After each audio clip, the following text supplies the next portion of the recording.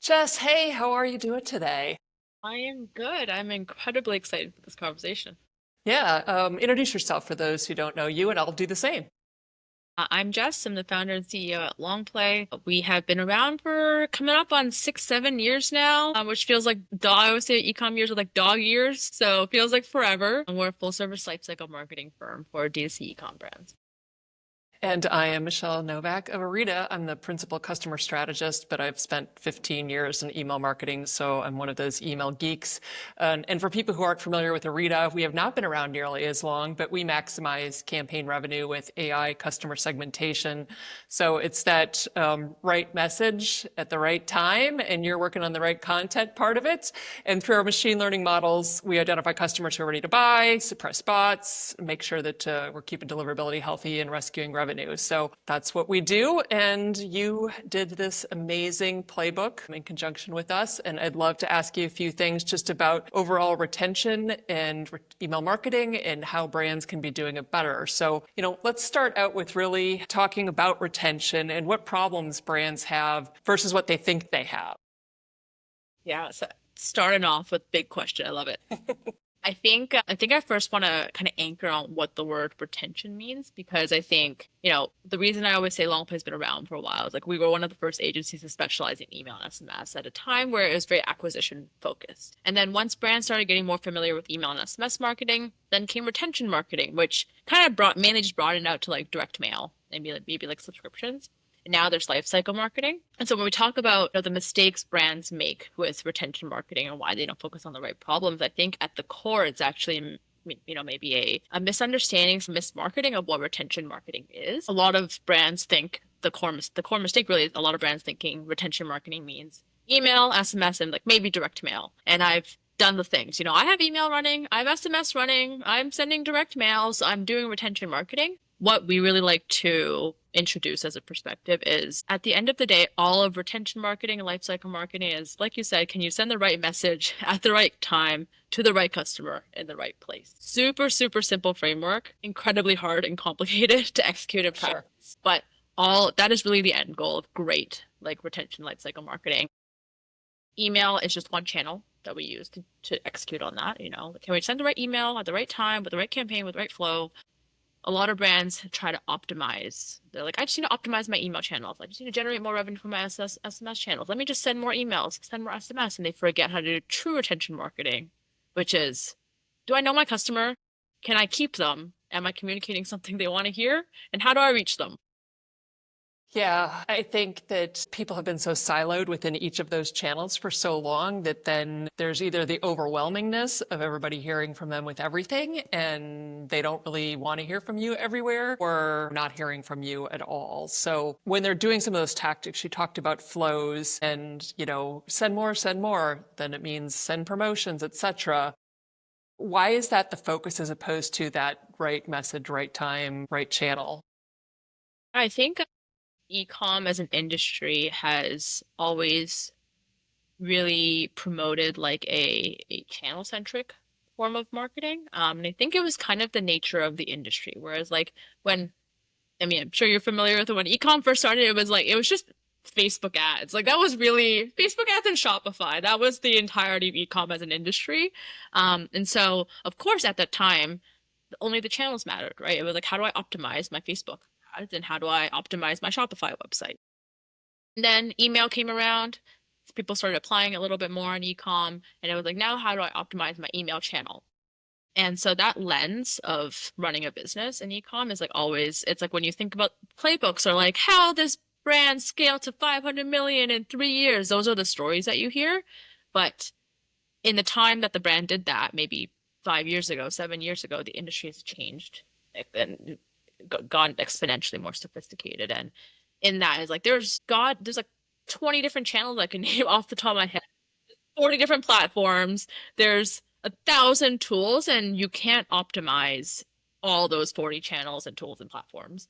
And I think instead, the industry is really shifting to a point where to run a successful ecom business that is actually profitable and scalable, you need to flip from a channel centric form of marketing into a customer centric form of marketing. And some brands is like they can have a beautiful customer-centric marketing and be scalable off of one channel and doing it really, really well because that's where their customers live. Other brands might need 4 or 5 different channels with a few different platforms, but that's what works for their customers. So I think that mindset shift is probably what's most important. How do they know, or how can they analyze whether doing all the channels is the right thing or really focusing on one is going to give them the most return without those distractions? Or maybe two.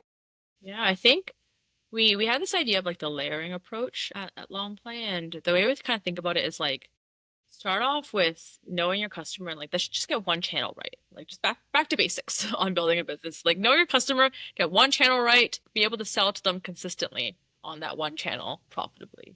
And it's like now that you have a profitable, scalable, sustainable business on one channel, like keep that running. You're going to continue optimizing it a little bit and a little bit, but now start testing a new channel. So maybe let's say is like email is working really, really well. Maybe you want to start testing direct mail now as a channel. No one can really tell you definitively if this channel is going to work for you. And I think anyone who's like, every brand needs direct mail, every brand needs this tool, doesn't know, like they're usually selling you something, but no one can tell you if direct mail can work for your business, but often it's worth testing for your business. And so the question now becomes, how do you test expanding into a new channel in a profitable, strategic way? So for us, we usually recommend something like, hey, start off by testing direct mail in specific areas of your life cycle. So maybe it's win back, maybe it's prospecting, and maybe it's driving repeat, like VIP repeat purchasers. Test like 3 campaigns, see the ROI on that. You know, maybe you find direct mail is great for prospecting and win back, not so much for repeat purchases. Okay, cool. Now start to scale those areas a little bit more. And I think this approach is actually what had our team resonate with Arita and your team as well. It's like there's this methodical slow, just follow the data. Yeah. Blindly, but like follow the data and have a process to work with it. Yeah, it's funny as you were saying that and you're talking about like email, direct mail, SMS, like that's kind of how we as a company have evolved too. It's like, let's make sure your email's right because we can figure out who those right audiences are and then like leverage some of what we learned and figure out the direct mail, et cetera. So it's fun to see customers who are focused on that and see them winning. But how do they know when they have a problem? Ooh, I just want to ask the clarifying. How do they know when they have a problem with retention? We use something called like lifecycle mapping, where we'll literally just map out like from the journey when a customer's learning about your brand for the first time to some point in the future when ideally they're a raving fan, they're driving word of mouth. What are all the different stages that they need to go through? So they discover your brand, land on the website, opt in, add a product to cart, start checkout, purchase 3 times, X, Y, Z. Then just mapping that out and just seeing like where do you lose customers the most? Where are you losing revenue the most? Or where are customers getting stuck the most? Because it's like a very classic funnel where you're like, oh, this is the leaky bucket and what's happening. And so when we approach lifecycle marketing that way, when we run an audit, usually it's like painfully clear where it's like you're losing like literally $50,000 a month on your viewed product stage. You are losing like $100,000 a month in not upselling to subscription because your lifetime value of subscribers is great. And you're losing this much on, AOV on third purchase. So you start to find these 3 key areas, and then we can apply these principles on like, great, where does email fit to plug some of these holes? Where does SMS fit to plug some of these holes? Where does optimizing your subscription program fit to plug some of these holes? But it really starts with like knowing as customers are going through their relationship with your brand, where are you losing them? Where are they not spending as much as they could be?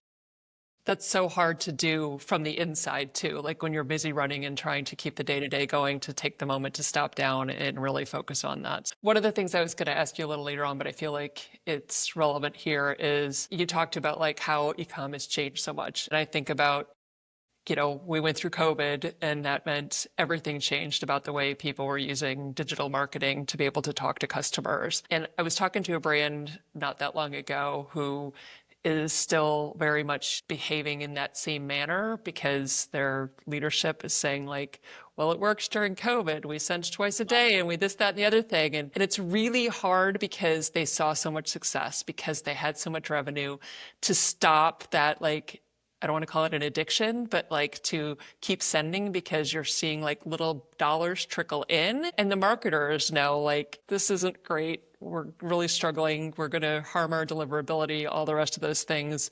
and have a hard time convincing people it's like, yeah, that was 4 years ago, 5 years ago, completely different times, or whatever the time frame is. But when you feel like you're emailing too much or you're texting too much, whatever it is, how can you convince the leadership that like you need to slow down to speed up?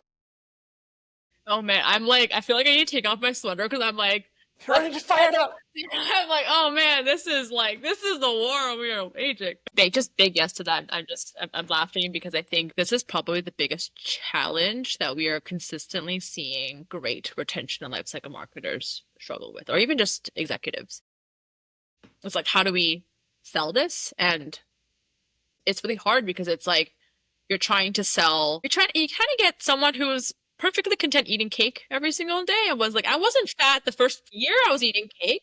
So like now that I'm fat 5 years into eating cake, I don't think it has anything to do with the cake. And you're like, well, this is like, no, that logic doesn't quite line up. It's so funny. And you're like, you need to start eating some vegetables, and like, no one wants to hear that. And it is a hard sell. And I think, the first thing I would probably, if I was in their shoes and I'm like, how would I sell this? I think the first thing I would look at is, let's just take a step back and look at the e-com industry as a whole. Like not even the blip of just COVID, even though that was mission critical as well, is, I entered the industry in 2015, 2016, and it was still already like, things were up and running by then. But at that point, it was super cheap on Facebook. It was still new, like no one talked about e-com, and so everything was cheap. There was no competition. Customers were already still shopping online, and everything we touched turned to gold. And so that was very easy at that time. And then things got a little bit more challenging because now, as an industry, when people start making money in industry, more people start to naturally come in. So there's more businesses that get started. And then it started actually getting challenging, I think. But then COVID masked that. And there was all this consumer spending that happened. So there's a lot of brands that we saw like ride the wave of COVID, thinking that they were growing when they were actually declining, and they just got like a little lucky bump in that period. And it was luck, like it wasn't skill at that time. And now is like, because of COVID and all this money coming in, more people started like building companies in e-com. All the investors came in, exits happened, and now we see the industry shifting to this late stage mature phase of an industry, which economically has the same patterns, whether it's like car manufacturing or food or whatever. Is like, economically everything contracts. All the big profits were already had from the early exits. Investors are not making that much of a return on e-com brands. There's not these big exits that are happening anymore. There's also an ecosystem consolidation that's happening, right? Like Shopify is consolidating their ecosystem. Klaviyo IPO'd. And there's all this movement in the industry. And so I think as leadership is like, to steer a business effectively, you need to know the landscape that you're operating in. And a D2C e-com brand is not up against the very small pool of competitors that it was 5 years ago. The number of competitors has probably like 5 to 10x, while economically consumer spending has gone down. So logically, whatever worked 5 years ago is not going to work now, because every variable that impacts a business is different. And so I think even taking away from like, did it work during COVID? Did it not? It's like your playbook needs to continue evolving as a business, and they need to be running a playbook that works in the modern economy, not in the economy 5 years ago. I know that was like a very long-winded answer, and it's not as simple as like, just stop, send less emails. But I think that's perspective that a lot of e-com owners are missing. Well, I'm going to play devil's advocate to that. Now there's more competition and it's even harder to get in front of people. So we should be sending more so that we are top of mind for them. Why not? I think so. I'd say sending more isn't necessarily like, there isn't a magic number to send. It is ultimately still quality. Like we actually see a lot of brands where I'm like, we got some brands, but they're doing like 2 cents a day with incredible opens, because they like know their customer to a T, and they're delivering things that their customers wants to read 2 times a day. And I'm like, if you can execute that with quality, that is amazing. Like you should 100% keep doing that. There's nothing wrong with that strategy. The problem, I think, is more when people replace quantity or quality with quantity. That is the core issue. So initially, I think my first question would be like, do you know your customer enough to say, be able to talk to them once a day, 10 times a week, and still want them to hear from you? Because if so, great, you should do that. If not, then maybe ask why and what content would resonate with them. So that's where, like the segmentation, you said like they're sending maybe twice a day, but it's the right information to the right people, etc. In the playbook, you talked about like the 4 components of the retention system, segmentation being one of them, but talk a little bit about those 4 components. When you think about visualizing retention, like it's a playbook. What are the components of that playbook? And I think I can kind of answer it less directly with the playbook content. Yeah. So So let's re-ask the question from the standpoint of, you created this playbook visualizing retention. So talk a little bit about what that means. yeah, I'd say overall with your retention, you kind of have channels, tools, and programs, and they all kind of fit underneath your life cycle. This is kind of what we were talking about a little bit earlier as well, but in the shift to customer-centric marketing, a great retention system is like, hey, I know my customer life cycle. I know all the different stages that they need to go through to become a raving fan of my brand. And then component 1 is what are the different channels that I want to speak to them on? Ads are part of it. But like, do they live on Facebook, Instagram, TikTok, XYZ? And then are they, do we want to reach out to them via email, SMS, depending on the demographics? Is direct mail a good way to reach out to them? And also where in the customer life cycle do those channels work?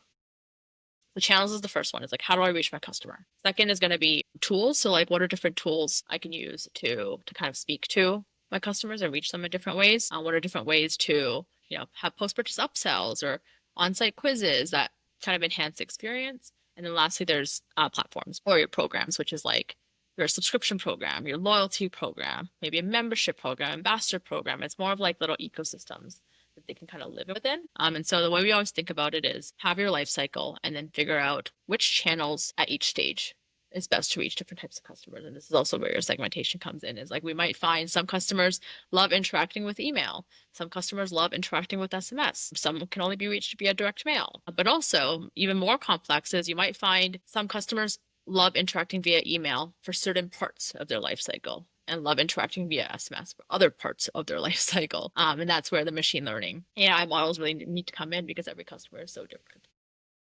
Yeah, that really resonates with me because I think about my own behavior and, I probably am more likely to make a purchase because I receive an email. I'm not huge in signing up for texting from brands necessarily, but the minute that I've made that purchase, I want to be able to track it and I want it to come to me via, text messaging. So I like that really clicks in my mind to think about like, yes, all right, which part of the funnel am I in terms of my life cycle and which channel do I want to hear from somebody on? That makes a ton of sense to me. You said that as you look at those different components, like you can usually find where the leaky bucket is. I'm sure it's varied, but where do you see that leaky bucket most common, or is the one that when you button it up quickly, it can have the biggest impact quickly?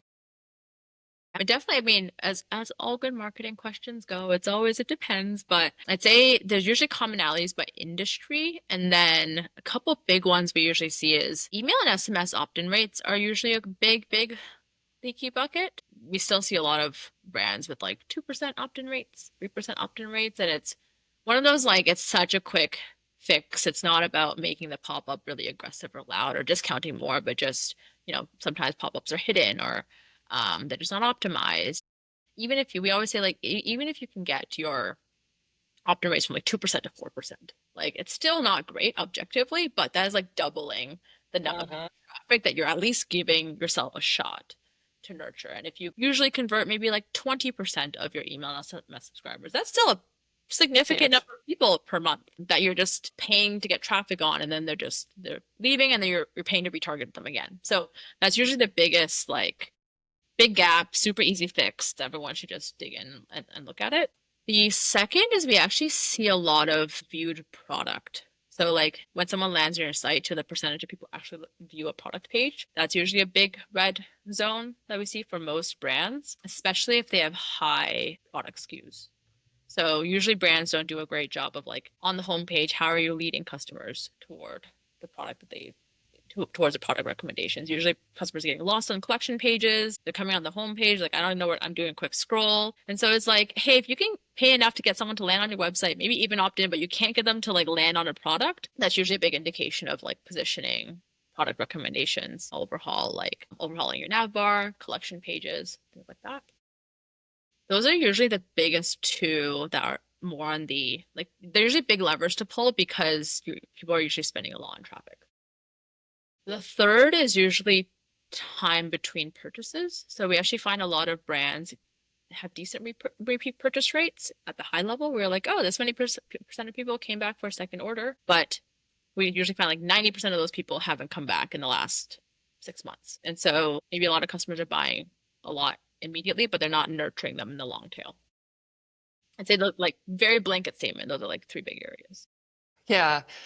The costliness that you talked about of once you've acquired them or missing the opportunity to acquire them, you get that opt-in from 2 to 4%.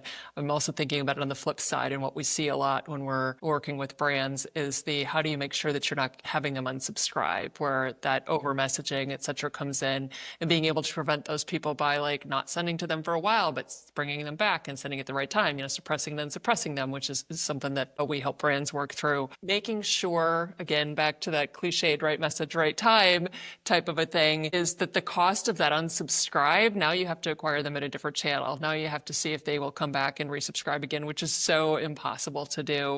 And, back to that conversation we were having a few minutes ago, like that's the problem of oversending as well. And so really having to know who those audiences are to do it. So the acquisition is like, you want to tweak that up a little bit and grow that. While at the same time, you want to make sure you're, not having people mark you as spam, not having people unsubscribe from you as well. Yeah, exactly. And I think you're touching on such an incredibly important point, which is, with that like very tactics channel centric marketing strategy, you usually end up creating problems that, like, in optimizing one thing, you create more problems in a different area, which you're like, oh, that part's on fire. Now you solve that area. And by solving that area, you've now created another issue somewhere else. And you just constantly, things are on fire. And I think, taking a step back, feel like that's also the classic e-com feeling of running an e-com business, like something's on fire all the time. And I challenge people to think like maybe it's because of the way we're approaching solving problems in e-com, because you're right. It's like we're spending a ton of money on traffic. No one's looking at the opt-in. So now there's a fire on like increasing your ROI on traffic spend and optimizing that channel. And then because no one's looking at the pop-up, you now need to milk your email list to make up for the increasing rising ad costs, which means you send more on email, which is now creating unsubscribe or maybe a poor for brand experience as well. So now you have less customers, less potential customers, less reviews, less brand reputation, less word of mouth, and now you have a retention problem, which you then try to solve again through scaling ads, and it just rinse and repeat versus just dialing it down a little on each area and making it solid. This sounds exhausting. Why would somebody want to have a D2C brand at this point, right? I think it's a really hard time to start a D2C e-com. I think there's still a ton of opportunity. Like It's amazing. Of course there is. Yeah, like we're advisors in a lot of new e-com brands, and it's like we actually see a ton doing really, really well right off the bat, but it's because they get the foundations right from the beginning. But it's hard to come in with just a good product and some good ads. Like I don't think that flies anymore compared to what it could do 5 years ago. One of the data points that we look at with our customers, because the goal is to probably send less, but not sacrifice any revenue, and looking at that revenue per recipient and that AOV and those repeat purchases and seeing that incremental revenue, back to that question about even, what do you tell the leader? It's like, can they give you a little bit of time to prove to them, like, if we do this less for just this little bit of time and can show that we can do it well, can we keep moving forward so that, we're not just trying to solve for today's problem because this thing's on fire, but that we're really thinking about the long term as well. Yeah. Yeah, I agree. And sometimes it is a hard sell. And I think, when it comes to lifecycle marketing, the cost, like the true cost is like time and resources, versus an ad is like a dollar spend. It's a little bit easier to quantify versus in lifecycle, it's more like what to prioritize constantly. And, I fully agree. It's like that revenue per recipient is such a important metric because it's ultimately like how efficient are you at driving revenue per email subscriber that you capture. It's like such a good North Star metric. And it's also so many ways to move the needle on that. Sending more is one way to do it, but it actually might hurt your revenue per recipient in the long run because you get more revenue out of them for the first month, but they drop off.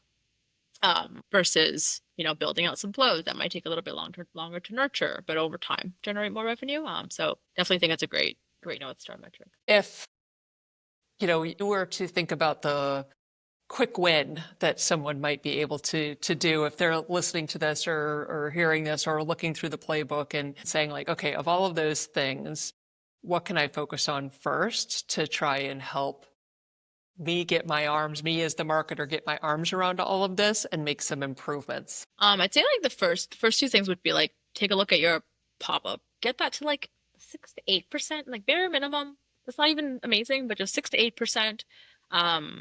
That's usually a good place to start because at least you have like this is the bad term, but just like you have like fresh blood coming into your email SMS. Or else you're just squeezing like water out of a rock and it gets so.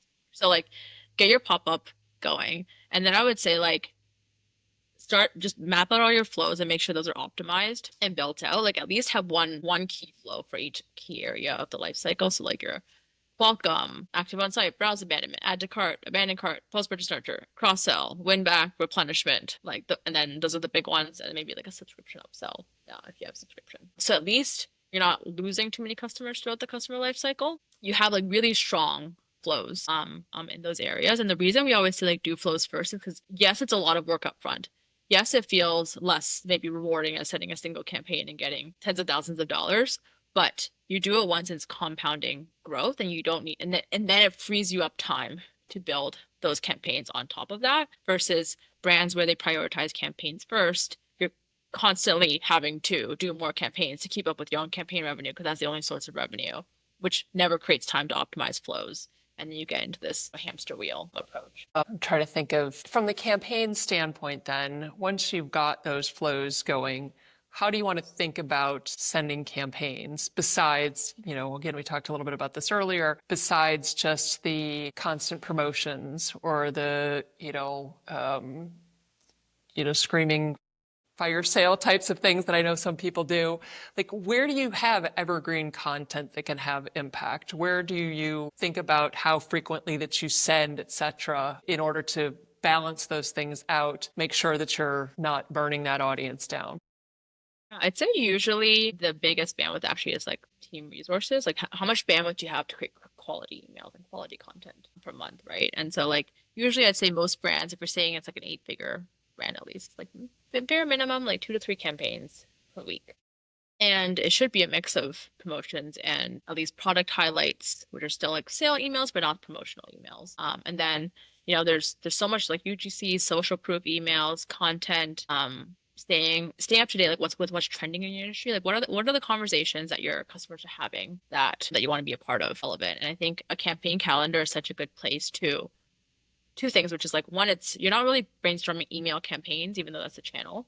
You're brainstorming, what do I want to talk to my customers about this month? And I think this goes back to sending the right message to the right customer.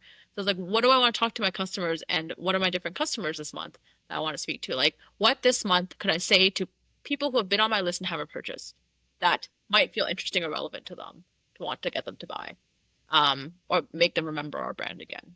What can I say to VIP customers that would feel relevant at this time?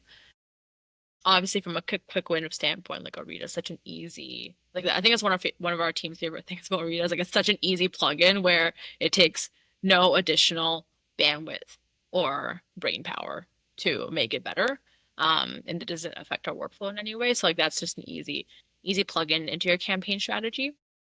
And then the third is like we always say, campaigns specifically, but email is such a good testing ground to learn about your customers. So as part of the brand evolves, it's like, what do we like? How do customers shop? Do bundles work? Is that going to help increase our AOV? Cool. Let's test an email first before we roll it out across our site. Like we want to test a new brand positioning or value prop.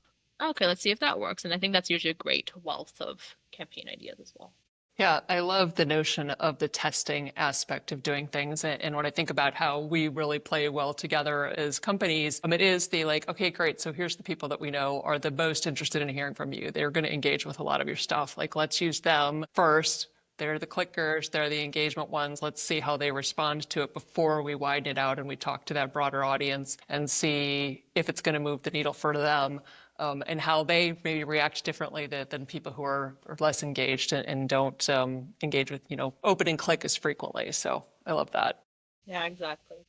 There's a lot in this playbook here. I think One of my favorite parts of it early on is that checklist that is saying, like, how do you think about what you're doing right and where those opportunities are? If you are seeing, like, pick one of the things on that checklist and say, like, if this is you, like, think about doing this. I'm just like literally scanning it right now. If you have a low click rate, like, think about doing this. Yeah, I'm trying to pick like a good one that's gonna lead to like some good stuff. I think the big one is actually probably the first one, which just has more than 70% of your list engaged in the last 90 days. It feels like painfully simple, but you'd be surprised how many audits we run where they're sending so many campaigns and they're seeing that declining revenue because their existing email agency or team is shrinking the percentage of their list that they send to because it makes your open rates look good. And those are the people who are buying.